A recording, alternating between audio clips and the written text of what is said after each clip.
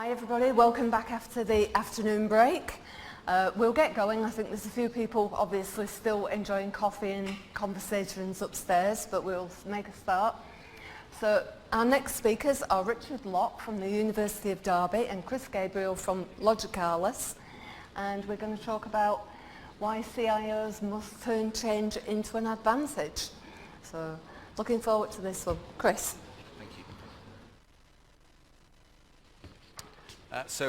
Thank you for turning up to listen to Richard rather than me, but I'm going to do a quick 5-6 minute intro and then hand over to Richard to talk about the work that we've been doing with Derby and specifically Derby's strategy around software-defined platforms, and they're effectively setting themselves up, title of the presentation, to manage change.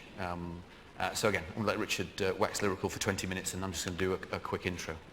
So the premise of the pitch isn't a product one. Logicalis isn't a vendor, even though it's called a vendor slot.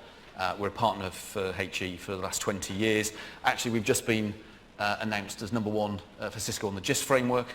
So my sales directors told me to say, if you love what we say and you want to buy it directly, you can. And that's the sales pitch. The bit that we really wanted to talk about between us is the evolution, I guess, of infrastructure, the evolution of platforms, the role, not the role of IT, but the model for IT in this world of change. It was interesting, I was listening to Radio 4 this morning from Liverpool University, so they did the whole programme from Liverpool, and it was a little bit about fees, but it was all about safety, student engagement. It was about safety on campus. It was around the value for money of students within Liverpool. So it was interesting that there was literally a 3-hour program talking about some of the things that actually we were going to talk about today. The green movement is only going stronger in terms of that campus efficiency. The use of things like IoT that we keep talking about, and when's that going to hit you, when's that going to hit your platform, when's that going to hit your network. We're doing a lot of work around things like smart lighting with some universities at the moment in terms of making the campus more intelligent.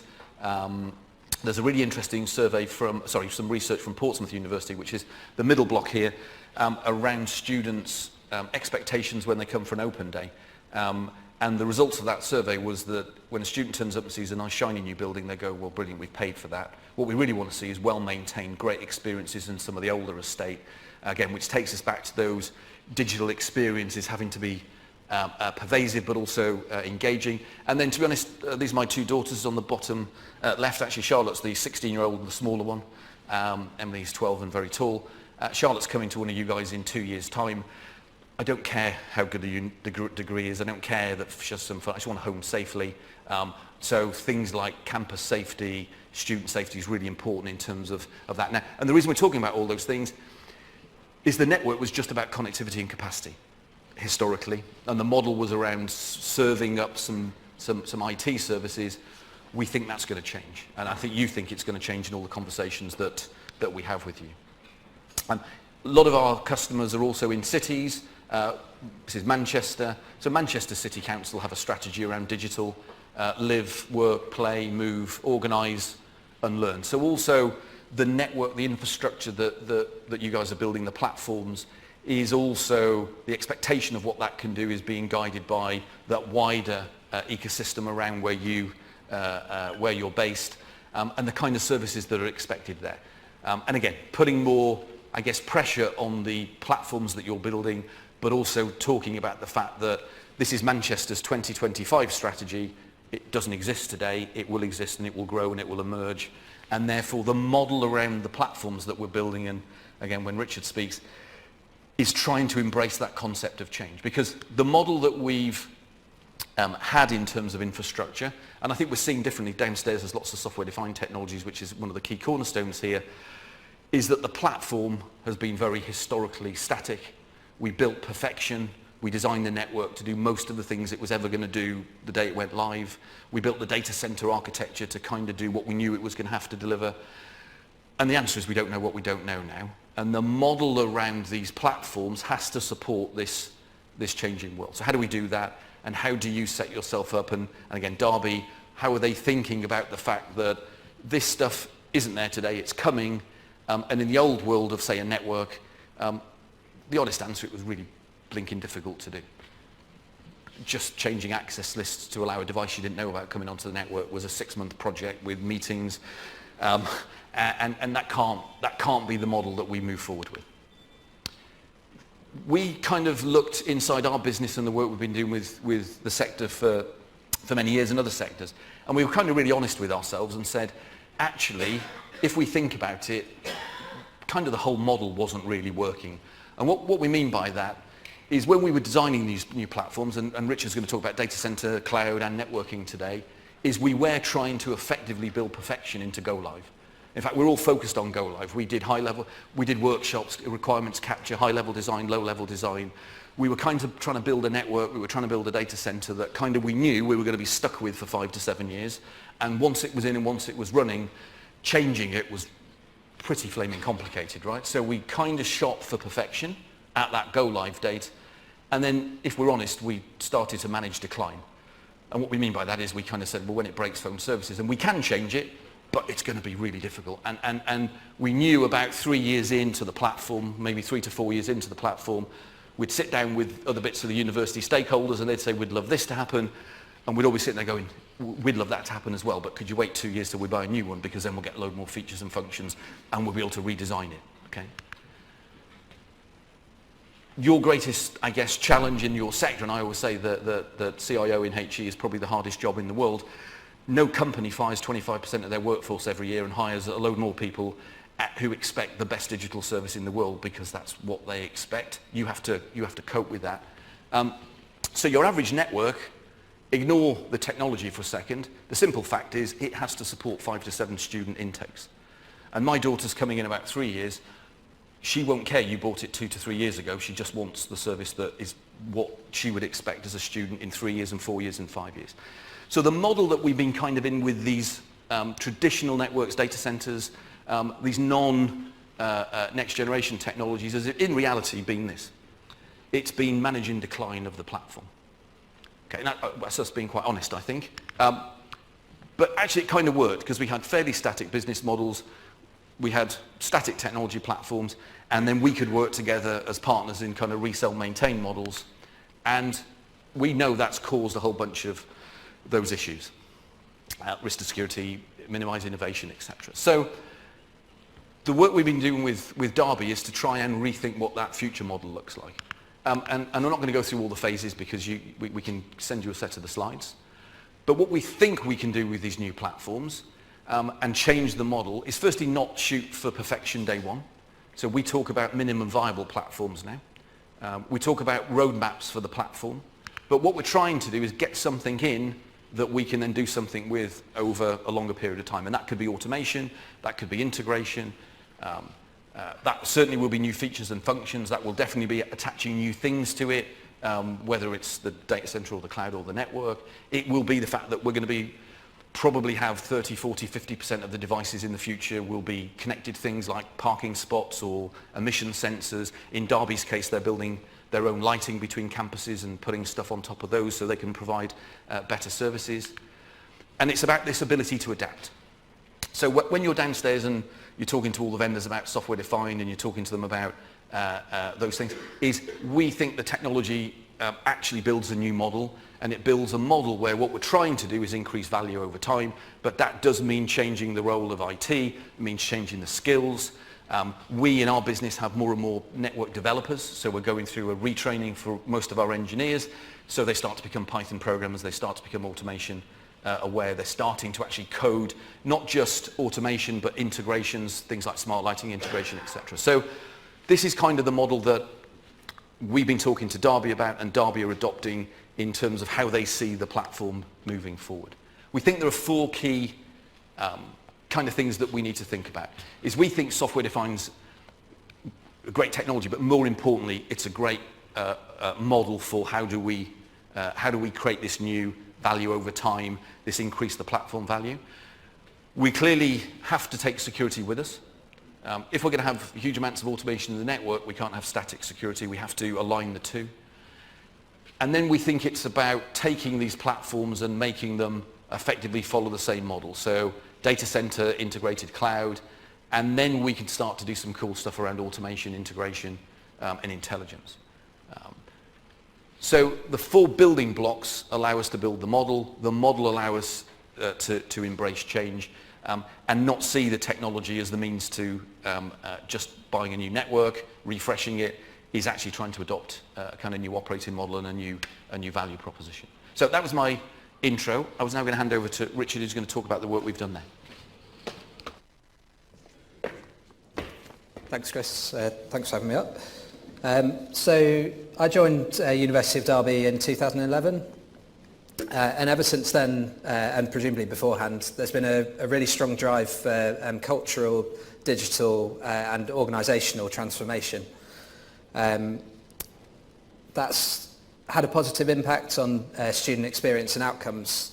So I think hopefully some of that's demonstrated in our Rise Up certain league tables. We want to see that carry on. And I think one of the big themes of today has been kind of flexibility and adaptability for change. So everyone's aware that there's a lot of change in the sector with fees, with apprenticeships, with KEF, Gen Z student expectations, like Chris's daughter when she comes in a couple of years. What's that student going to expect? They expect a lot because they're used to kind of cloud technologies. You speak to your speaker in the kitchen and it plays you music. But you turn up at uni and kind of what's that experience like? So how, as infrastructure professionals or directors, how do we embrace that change and use it to our advantage? So with some of these kind of business drivers that we're seeing in the industry, as well as technology refresh cycles that we've seen, we've been trying to build an agile infrastructure platform that allows us to kind of take advantage of those points to build a platform that we can then adapt over the next kind of coming years. It's not a static platform anymore. We want to be able to respond really quickly to changing business needs, whether that's for different kind of student experiences, changes in the way that we do teaching or research, particularly for Derby not having been a big research institution in the past. We're trying to grow that out. So how as IT can we enable the business to do that more effectively? So over the last 18 months we've been kind of transforming and integrating our infrastructure to do that. That includes both the campus kind of wired and wireless network, the data center network. So we've got 2 main data centers on-prem. Like most people, we're using 365 and a lot of our kind of corporate apps are SaaS-based, but we've still got a big footprint on-prem, so we need on-prem infrastructure and we need that to be flexible and adaptable. Also changed our compute and storage infrastructure for hyperconverged, so we're just moving as we speak onto Nutanix. So at the moment we're doing a big data center kind of network and hyperconverged refresh and tying the two together. And then kind of wrapping all around those things is automation. So I'll talk a little bit about that, how we're changing our automation tooling, because even that was kind of holding us back a little bit. So the first phase of the work was the campus wired and wireless network, and we partnered with Logicalis. So we're moving towards Cisco software-defined access, but we're doing that in a phased approach so that we can get value from day one rather than kind of waiting for a kind of 1 or 2 year project on it. So we had a very aggressive hardware rollout, replaced the edge and distribution switches and the core network across our entire set of campuses. We decided that moving Big Bang from a traditional kind of 3-tier network into software-defined wasn't the best move. So partly kind of the maturity of the product. It was quite early days for SDA. The time to re-IP address and re-architect the entire network. We wanted to get that performance impact from replacing the switches, so gig to the desktop, new wireless infrastructure. We wanted that from day one, and then we can move on. So I'm going to talk about some of the kind of intermediate steps that we're laying to move to software defined. So along with the wired network, we also work with Logicalis to implement Cisco Identity Services Engine. So that's kind of key to the software-defined network, building policies that are based on identity, not on kind of network constructs like VLANs and IP addresses. We've seen a big improvement in terms of wireless experience, both in terms of performance, but also that kind of onboarding, sign-on. So we've refreshed the whole wireless infrastructure, cut down to single SSID for the most part. And we've seen that reflected in the NSS scores. They're quite hard to read, but we think that we're seeing improvement there. At the same time as that, we've implemented Cisco DNA spaces, so we can do wireless location tracking. So we're just doing a piece of work with the states at the moment to look at kind of the way that buildings are utilised and the space that's in there. But we want to kind of roll that out to improve student experience around kind of the wayfinding. So there was some really interesting stuff in the presentation from Edinburgh about IoT and the way that kind of you can use that data. So that is kind of an opportunity that we want to. We're not quite there yet with that. So after the rollout of ICE and the campus network, we've started to segment the internal network into different security zones and to use TrustSec within inside of there to start to build up identity-based policies. And that will lay a really good foundation to then move on to software-defined. So ICE is really the sort of the key point of integration and policy for that. And we've already seen much greater kind of security and visibility with what we've done in terms of that, starting to move things like sort of fish tanks, IoT devices onto that network, because there's no need for them to be talking to corporate servers, even though they're firewalled off in other sections of the network. So it's been a busy time for us. Our data center network was also reaching capacity and end of life. So over the last 9 months, we've been working closely with another team from Logicalis to replace that data center network. Again, we've not gone sort of for the same model. We've gone for a software-defined model with Cisco ACI. So we've deliberately chosen the same vendor there. Although the networks, it will be 2 software-defined networks. There's integration using ICE so that identity information can be shared between the 2 of them.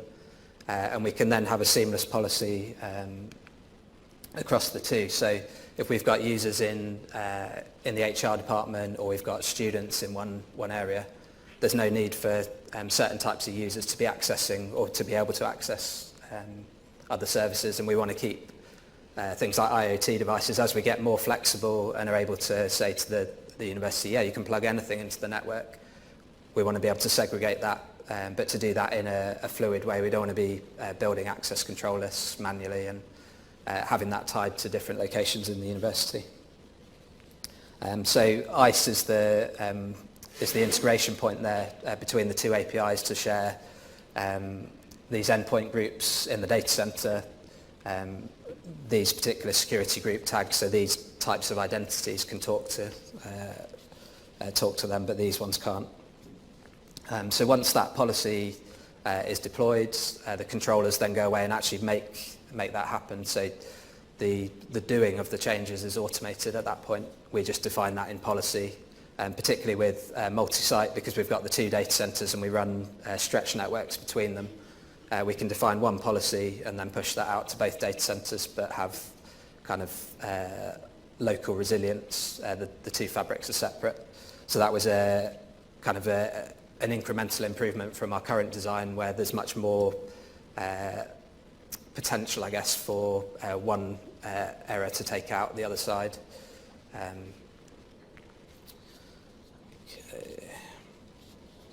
Yeah, so with ACI, again, we took an incremental approach. So rather than, there's different kind of models that you can do in terms of the design for that. Quite a common approach is to go for a network-centric design.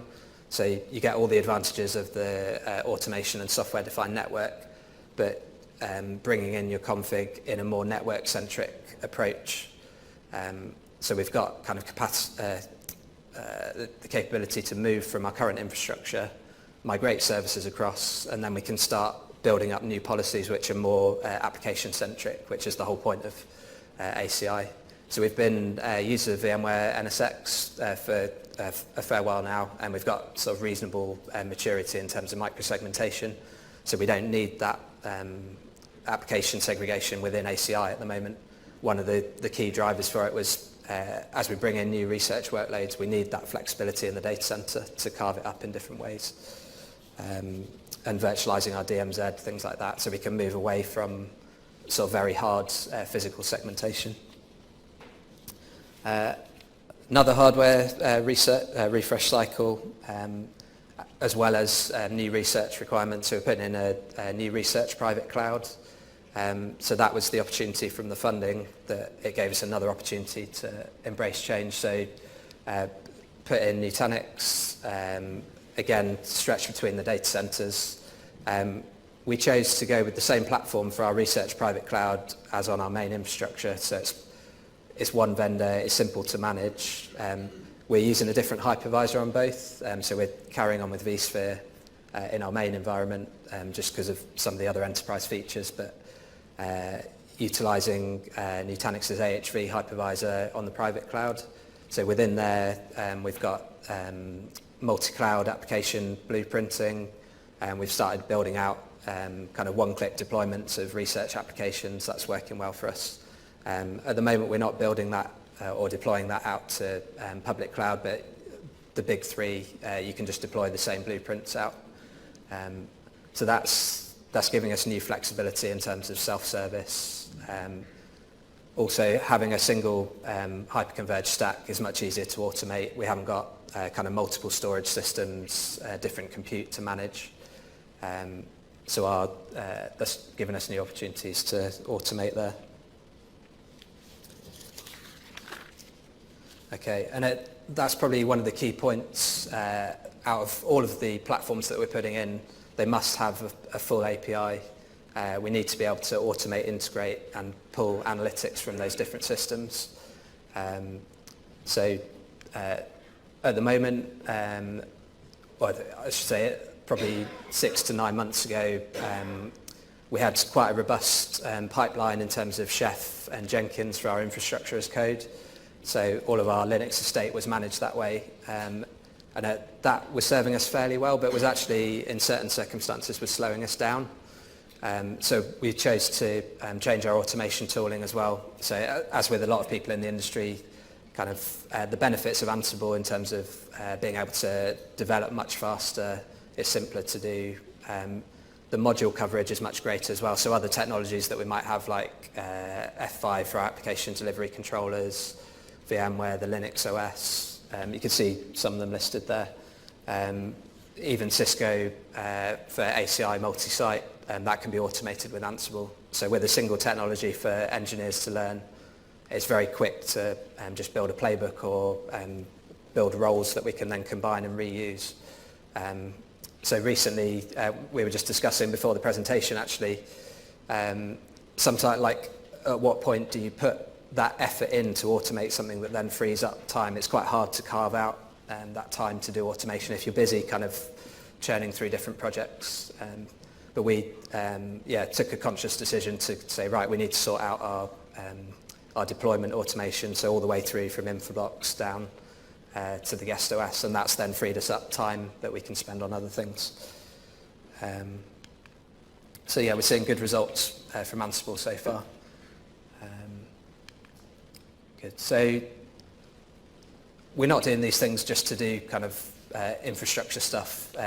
This is to enable digital transformation across the university. And unless we have a platform that we can move and flex very quickly, we can't keep up with the pace of change that's coming down all the way from the top. So there's quite an aggressive kind of agenda for Derby to be the best student experience. We've always been good at kind of applied learning, but how do we then grow into the research space? How do we do more interesting things there? How do we change the campus to do the lighting and other things that Chris was talking about? So these are some of the benefits that we are already getting and hope to get from our new platform. So moving to an identity-based policy makes it much easier to map business requirements into the technology rather than sort of having to translate that down several levels into a network-based policy. We can say this type of user can talk to this type of server. Saving time by having that automatically provisioned. So once we've defined our policy, the software-defined controllers will then go away and make that happen. And particularly where we're trying to deploy new devices on the network, whether that's AV devices or printers, if those are moving around different campuses, or we're changing locations or other users are plugging in, we want that network to be able to reconfigure itself. And we want the network, it's got all that data traveling over it. It might as well be telling us something useful about it. So the new platforms that we've put in look at things like attacks that are happening. So where is there a likely attack because there's an anomaly? How is that sort of traversed across the network? So there's kind of monitoring built in. That's a big thing for us. And also then being able to do more interesting things with it. So being able to program the network to then interface with things around the campus like lighting or the wireless. A really positive thing which we've been seeing over maybe the last sort of 6 months or so is the network team being seen as an enabler. So I work with kind of both the servers and storage side of things and the network team, and they're now seen as, yeah, we can plug that device in for you, sort of what's the best way, let's have a look at how we can get that in, rather than, well, we can't plug that in, what is that device, it's not managed by the network. So we're setting ourselves up to be able to say yes to the business and to do that in the most appropriate way. Obviously, automation's a big thing for us, so freeing up that time, I guess everyone is the same, where staff are stretched, kind of doing more with less. So the more that the network and the other tools, so going for Nutanix as a simpler platform, there's less to manage, so we can focus our time in other areas. One of those areas that we've been focusing on at Derby is kind of more engagement with academics and researchers, so bringing kind of real-world IT. How can we bring that into your teaching to make it more current, more applicable? So doing guest lectures or working to kind of adjust their curricula so that they can bring in kind of the latest technology, and also bringing in students to work in the department to learn those technologies so that they're ready for industry in the next few years. They need to be learning to program rather than just kind of work on traditional kit. Lots of opportunities for student experience, so we try to focus on that as an area, but yeah, things like the wireless location tracking. How can we look after student well-being? So if we know that students are going into the library or different places around the campus, we know that they're engaged in certain ways. If we've got students that haven't been turning up to lectures, how can we build that into a platform and then do kind of analytics and machine learning things? Good. Particularly as we grow out the research side, even just pure kind of grunts, the new architecture on ACI with a spine and leaf architecture, that gives us lower east-west latency, so that's important for us, both for hyperconverged and for kind of other higher performance computing that we'll be putting in. Yeah, just increasing bandwidth to 50 gig per host, because we're just seeing those requirements each year as we refresh applications, getting much hungrier. So how can we cope with those? Yeah, automation again. So change is constant. I've kind of already said that we've taken an incremental approach, so we need to finish off the work that we're doing in terms of moving to SDA, moving beyond just the basic kind of TrustSec policies within ICE to having a fully software-defined network and getting the real benefits of that. The same as moving from a network-centric design within ACI to get more flexibility and more agility out of having it properly software-defined, hooking it into F5 so that load balancing is automatically provisioned for new services, things like that. There's a lot of work to do in terms of automating our research workloads. A lot of those are going into AWS or Azure. Those technologies are there, but yeah, just kind of freeing up people to make sure that's automated, so we've got a catalogue of things where researchers can come and just deploy when they need. Good. Yeah, and as we do that as well, how do we maintain teaching quality, and how do we provide the right infrastructure and IT support in order for kind of teaching quality not to drop off as we might sort of divert our attention in other ways. As a few people have mentioned, so we're looking at Project Pacific from VMware, or possibly Carbon from Nutanix, in terms of starting to move some of our workloads into containers. Interestingly, some of that's happened on the desktop side, which we maybe didn't expect. They've been pushing that for things like licensing containers where they're getting conflict, so that's quite an interesting area. And how do we sort of produce virtual teams to kind of share that knowledge across. So I'll finish there. I think digital transformation for us is providing the right services and integrating them and constantly changing them to deliver the right student experience. And a big part of that, and a focus that we've had a switch as an IT department, is IT adoption. So not just delivering the services to staff and students, but constantly training them how to get the most value out of those services. That's where we see some of our role changing. So we put the hardware in, we put the software in, configure it so that it's doing its work, and we're free to then deliver some kind of more value to them. And I think feedback loops, getting that fast feedback from users is really key.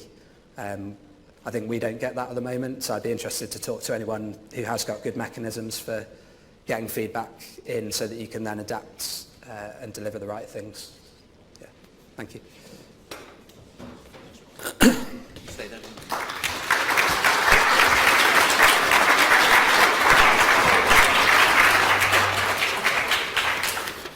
That obviously went down really well. Have we got any questions for Richard and Chris?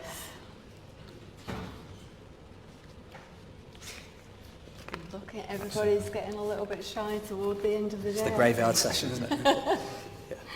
No, thank you very much. Thank That's you. great. Thank you Cheers. very Thank you. much.